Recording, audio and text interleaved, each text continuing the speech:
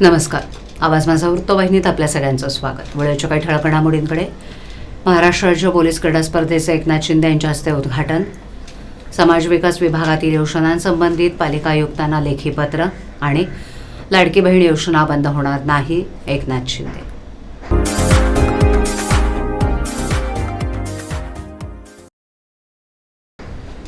साकेत येथील पोलीस मैदानात हायमास्क दिवे आणि सिंथेटिक ट्रॅक तयार करून पोलिसांना उत्तम क्रीडा सुविधा उपलब्ध करून देऊ, अशी ग्वाही उपमुख्यमंत्री एकनाथ शिंदे यांनी दिली आहे. त्यासाठी जिल्हा नियोजन समितीच्या निधीतून निधी उपलब्ध करून देण्याचे निर्देश ठाणे जिल्हाधिकाऱ्यांना देत असल्याचंही त्यांनी यावेळेला जाहीर केलं. 35व्या महाराष्ट्र राज्य पोलीस क्रीडा स्पर्धेचं उद्घाटन आज ठाण्यातील साकेत पोलीस मैदानात करण्यात आलं. त्यावेळेला ते बोलत होते. यावेळेला बोलताना ते म्हणाले, ठाणे पोलीस मुख्यालयाच्या पुढाकारानं या क्रीडा स्पर्धांचं अतिशय यशस्वी आयोजन केल्याबद्दल त्यांनी ठाणे पोलीस आयुक्तालयांचे विशेष अभिनंदन केलं. 12 वर्षाच्या प्रतीक्षेनंतर पोलीस क्रीडा स्पर्धांचं आयोजन करण्यात आलं असून या स्पर्धेत 3000 पोलीस विविध प्रकारचे 18 खेळ खेळणार आहेत. त्या दृष्टीनं पाहिल्यास हे महाराष्ट्राचे महाऑलिम्पिक असल्याचं मत त्यावेळेला शिंदे यांनी व्यक्त केलं. या क्रीडा स्पर्धेत आपल्यातील क्रीडा गुणांना वाव मिळेल. यावेळेला आरोपीला सोबत घेऊन किंवा कोर्टाची तारीख म्हणून तुम्ही ठाणे शहरात आलो नसून खेळ खेळण्यासाठी ते आलेले आहोत. त्यामुळे महाराष्ट्र पोलीस हेच खरे खिलाडी नंबर 1 आहेत, हे सिद्ध करून दाखवा, असं आवाहन त्यांनी केलं. खेळ खेळताना कायम एकमेकांना सोबत घ्यावं लागतं. त्यानं संघभावना वाढते, फिटनेस राखण्यास मदत होते, मनावरील ताण कमी होतो. पोलीस दलातील अनेक पोलीस बांधव भगिनी हे वेगवेगळ्या खेळात कायम आघाडीवर असतात. त्यामुळे याची चुणूक या क्रीडा स्पर्धेत नक्की पाहायला मिळेल, अशी अपेक्षा व्यक्त केली. या स्पर्धेत पंचनामा नसेल तर पंच असतील. डायरी बनेल ती फक्त तुमच्या रेकॉर्डची. त्यामुळे निर्धास्त होऊन खेळा, असं आवाहन पोलीस बांधवांना करण्यात आलं. पोलीस रस्त्यावर उभा असतो म्हणून नागरिक आपल्या घरात सुरक्षित असतात, याची पूर्ण जाणीव मला आहे. ऊन वारा पाऊस काहीही असलं तरीही पोलीस कायम सज्ज असतात. करोना काळात तर पडेल ते काम तुम्ही सगळ्यांनी केलं, याचा मी स्वतः साक्षीदार आहे.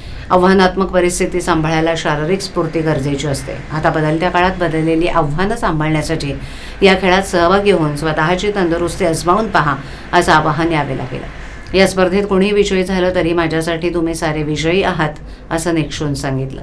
तसंच एवढ्या कमी वेळात या स्पर्धेचं यशस्वी आयोजन केल्याबद्दल पोलीस महासंचालक रश्मी शुक्ला, ठाणे पोलीस आयुक्त आशुतोष डुमरे आणि पोलीस आयुक्तालयाचे विशेष अभिनंदन केलं.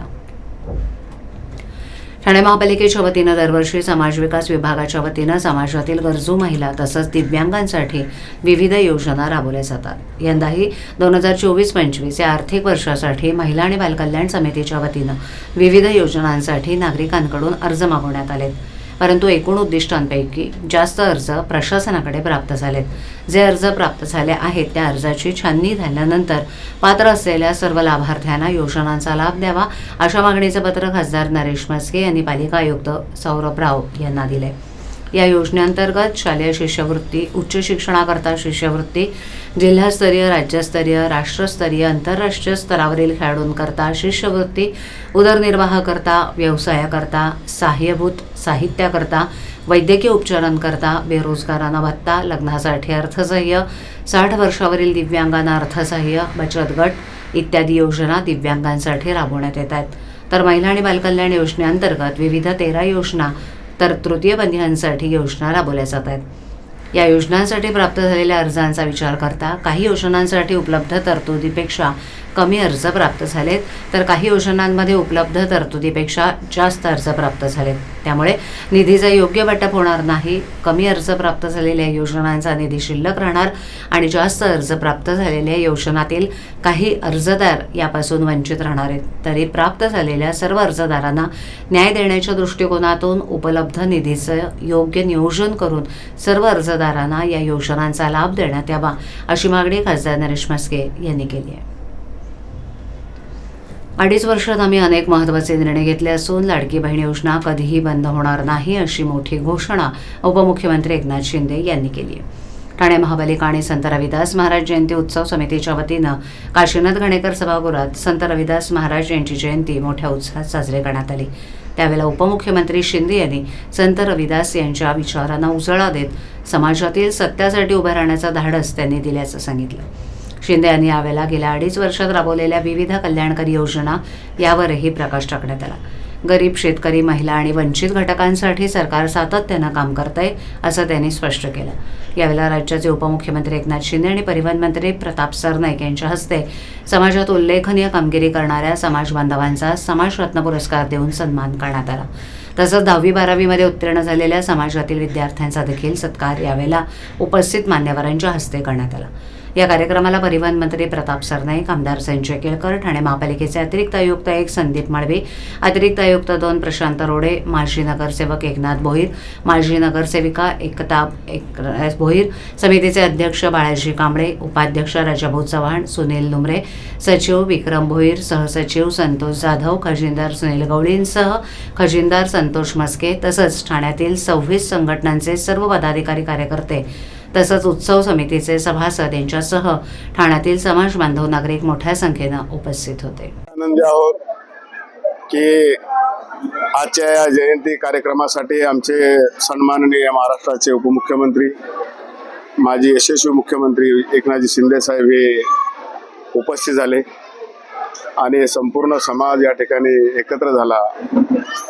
या जयंती दिनात आमच्या काही समाजरत्नांना पुरस्कार प्रदान केले आणि या समाजातील गुणवंत विद्यार्थी 10वी आणि 12वी यांचा देखील सत्कार माननीय मुख्यमंत्री, उपमुख्यमंत्री एकनाथजी शिंदे साहेब यांच्या वतीने देण्यात आला.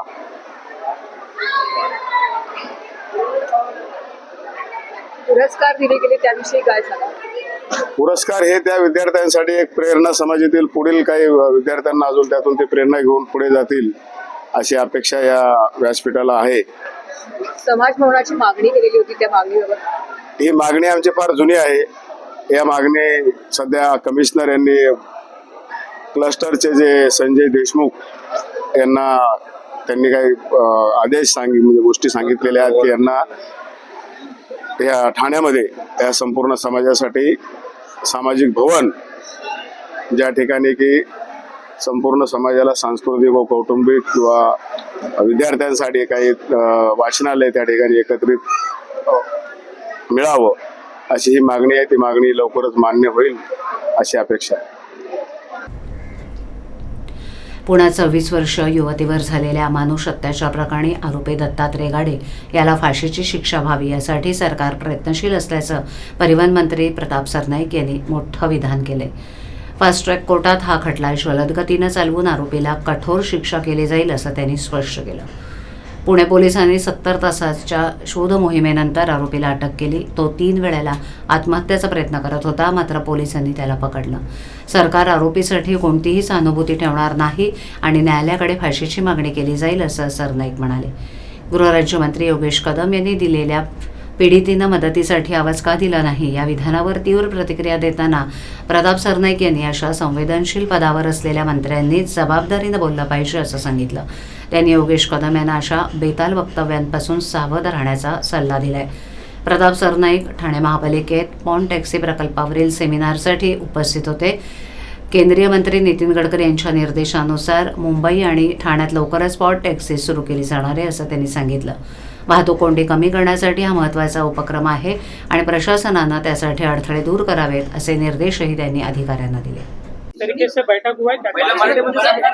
ठाणे जिल्ह्याचे पालकमंत्री आणि प्रामुख्याने ह्या जिल्ह्याला ज्यांनी विकासाच्या दृष्टीनं पुढे घेऊन जाण्याचा प्रामाणिकपणे प्रयत्न गेले 20 वर्षापासून केलेले आहेत. त्यांचे पक्षाचे मुख्य नेते आदरणीय एकनाथ शिंदे साहेबांनी पॉवर टॅक्सीची संकल्पना जी आहे बीकेसी येथे गेल्या वर्षी त्यांना परवानगी दिली आणि तशाच पद्धतीनं जी पॉवर टॅक्सी आहे ती इंटरनल मेट्रो आणि आपली मेट्रो याला पॅरलल एक हवाई वाहतूक व्हावी ही माझी संकल्पना होती. त्यामुळे माझ्या मतदारसंघातील घोडबंदर भागातील भाईंदर पाडा ते बिहंग हिल्स पर्यंतचा रस्ता ह्या प्रायोगिक तत्वावर पॉवर टॅक्सीसाठी देण्याचा आता निश्चित करण्यात आलेला आहे आणि यासाठी एकही रुपया महापालिकेचा किंवा राज्य शासनाचा खर्च होणार नाही.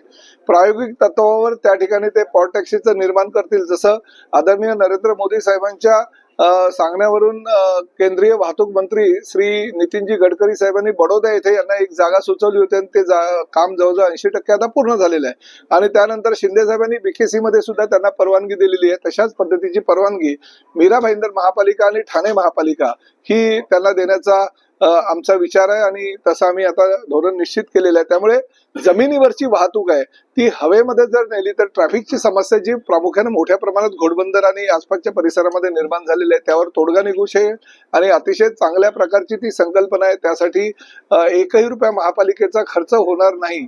जर भविष्यामध्ये त्यांना पीपीपी तत्वावर करायचं असेल तर ती परवानगी आम्ही देऊ किंवा केंद्र सरकारनं त्यांनी पैसा आणावा आणि त्यांनी त्या पद्धतीनं ही पॉट टॅक्सीची संकल्पना राबवावी असा ट्रान्सपोर्ट मिनिस्टर म्हणून मी त्यांना प्रस्ताव दिला आणि तो त्यांनी मान्य केला आणि त्यानुसार त्यांनी आज प्रेझेंटेशन दिलं. 17 तारखेला महापालिका आयुक्तांना दुसरं प्रेझेंटेशन दिल्यानंतर हे धोरण निश्चित होईल. परंतु माझ्या मतदारसंघातील मीरा भाईंदर म्हणजे छत्रपती शिवाजी महाराजांचा पुतळा ते जेपी हा रस्ता 60 मीटरवर आणि त्याचबरोबर भाईंदरपाडा ते आमचं विहंग हिल्स सर्कल हे 40 मीटर रस्त्यावर अशा प्रकारे माझ्या मतदारसंघातील 2 ठिकाणी म्हणजे मीरा भाईंदर महापालिका आणि ठाणे महापालिकेमध्ये पॉट टॅक्सी तयार करण्याचा निर्णय आम्ही घेतलेला आहे. ठाणे महानगरपालिकेच्या कर्मचाऱ्यांना मोठा दिलासा मिळाला आहे. मराठी भाषा दिनानिमित्त ठाणे महापालिकेला MA मराठी कर्मचाऱ्यांची वेतनवाढ पूर्ववत करण्यासाठी मनसेच्या कार्यकर्त्यांनी ठाणे महापालिकेला आक्रमक होत इशारा दिला होता. यावर आज महाराष्ट्राचे उपमुख्यमंत्री एकनाथ शिंदे यांनी घोषणा केली की मराठीमध्ये MA पदवी धारण करणाऱ्यांसाठी पूर्वी थांबवलेली वेतनवाढ पुन्हा सुरू केली जाईल. कर्मचारी कल्याणासाठी सरकारची वचनबद्धता अधोरेखित करून शिंदे यांनी ठाणे महापालिका आयुक्तांना प्रक्रिया पुन्हा सुरू करण्याचे निर्देश दिलेत. मराठी भाषेतून MAचं शिक्षण घेतलेल्या कर्मचाऱ्यांना यापुढे अतिरिक्त वेतनवाढ न देण्याचा निर्णय ठाणे महापालिकेनं घेतला आहे. ठाणे महापालिकेनं काढलेल्या या परिपत्रकावर काल मनसे आक्रमक झाली होती. मराठी भाषा गौरव दिन साजरा करत असताना पालिकेनं अशा प्रकारे परिपत्रक काढून मराठीतून शिक्षण घेणाऱ्या कर्मचाऱ्यांची गळचेपी केल्याचा आरोप मनसेनं केला होता. त्याची दखल घेत मराठीमध्ये MA पदवी धारण करणाऱ्यांसाठी पूर्वी थांबवलेली वेतनवाढ पुन्हा सुरू केली जाईल असं उपमुख्यमंत्री एकनाथ शिंदे यांनी जाहीर केलंय. उभाठा नेते संजय राऊत यांनी विधान परिषद उपसभापती आणि शिवसेना नेत्या नीलमताई गोरे यांच्या विरोधात अत्यंत खालच्या पातळीवर टीका केली होती. या वक्तव्याचा निषेध करत 28 फेब्रुवारीला टेंबिनाका इथे आंदोलन करण्यात आलं. सकाळी सुरू झालेल्या या आंदोलनात मोठ्या संख्येनं शिवसैनिक आणि समर्थक सहभागी झाले होते. आंदोलनाचं नेतृत्व कार्याध्यक्ष पूर्वेश परिषा प्रताप सरनाईक, मुख्य सचिव राहुल लोंढे आणि सचिव किरण साली यांनी केलं. यावेळेला उपस्थितांनी जोरदार घोषणाबाजी करत संजय राऊत यांच्या वक्तव्याचा निषेध केला. महिलांविषयी केलेली अपमानास्पद टिप्पणी म्हणजे संपूर्ण महिला वर्गाचा अवमान असल्याचा आरोप करण्यात आला. या आंदोलनामुळे परिसरात काही काळ तणाव निर्माण झाला होता. पोलीस बंदोबस्तही वाढवण्यात आला. आंदोलन शांततेत पार पडलं असलं तरी भविष्यात अशा वक्तव्यांना तीव्र विरोध केला जाईल असा इशारा आंदोलकांनी दिला. नेता संजय राऊत जो रात्री दारू पितो, भांग पितो, सकाळी त्याची उतरत नाही आणि नशेच्या भरात तो एकनाथ शिंदे साहेबांच्या विरोधात गरळ ओकतो. ठीक आहे, एकनाथ शिंदे साहेब त्याला अनुलक्षाने मारतात. अशा तीन दबडीच्या संजय राऊतकडे एकनाथ शिंदे ढुंकून बघत नाही.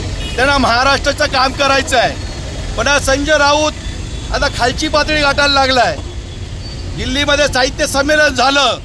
आपल्या आदरणीय नेत्या ज्यांनी आपलं आयुष्य महिला चळवळीमध्ये घालवलं, महिलांवर जिथं अत्याचार होत होते तिथं नीलमताई गोरे धावून जात होत्या. आज त्या घटनात्मक पदावर बसलेल्या आहेत. दिल्लीमध्ये त्यांनी जे वक्तव्य केलं ते योग्य की अयोग्य नंतरचा प्रश्न, पण विचारांची लढाई ही विचारांनी लढली पाहिजे. संजय राऊत स्वतःला संपादक म्हणवतो, पण या संजय राऊतच्या त्या तोंडातून, सडक्या मेंदूतून घाणेरडे विचार आले आणि नीलमताईंच्या विरोधात त्यांनी अपशब्द वापरले. हे फक्त नीलमताईंना नाही तर संपूर्ण महिला जातीचा अपमान आहे. त्यामुळे आज पूर्वेची सरनाईक युवासेनेचे कार्याध्यक्ष आहे, मी स्वतः युवासेनेचा मुख्य सचिव राहुल लोंढे आहे, नितीन आहे, विराज आहे, जितू आहे, ऋषिकेश आहे, पूजा आहे, श्रद्धा आहे, सगळे कार्यकर्ते आज ठाण्यामध्ये जमले युवासेनेचे की संजय राऊत हा आता वैफल्यग्रस्त झालेला आहे. आम्हाला वाटतं तो पृथ्वीवरचा नाही तर कुठल्या परग्रहावरून आलेला माणूस आहे, एलियन आहे. पण त्याच्या मेंदूमध्ये जी सडके विचार आहेत ते आज आम्ही अनोख्या पद्धतीने बाहेर काढण्याचा प्रयत्न केला. आपण घरामध्ये घाण झाली तर बऱ्याच जणांकरता व्हॅक्यूम क्लिनर मशीन असते, आपण त्या मशीने ती घाण खेचतो. आज आम्ही तेच केलं की संजय राऊतचे पोस्टर आम्ही आणले, व्हॅक्यूम क्लिनर मशीन आणली आणि संजय राऊतच्या सारख्या मेंदूमध्ये जी घाण साचलेली आहे या व्हॅक्यूम क्लिनरने बाहेर काढण्याचा आम्ही प्रयत्न केलेला आहे. आज फक्त पोस्टरला मशीन लावली आहे. उद्या जर संजय राऊत सुधारला नाही तर ही पोस्टरवरची मशीन डायरेक्ट त्याच्या डोक्याला लावल्याशिवाय युवासेना स्वस्त बसणार नाही, हा इशारा आम्ही देतोय. आमचे नेते आदरणीय एकनाथ शिंदे साहेब हे प्रचंड संयमी नेते आहेत, महाराष्ट्राचं काम करणारे आहेत, जनतेसाठी 24 तास उपलब्ध असणारे नेते आहेत.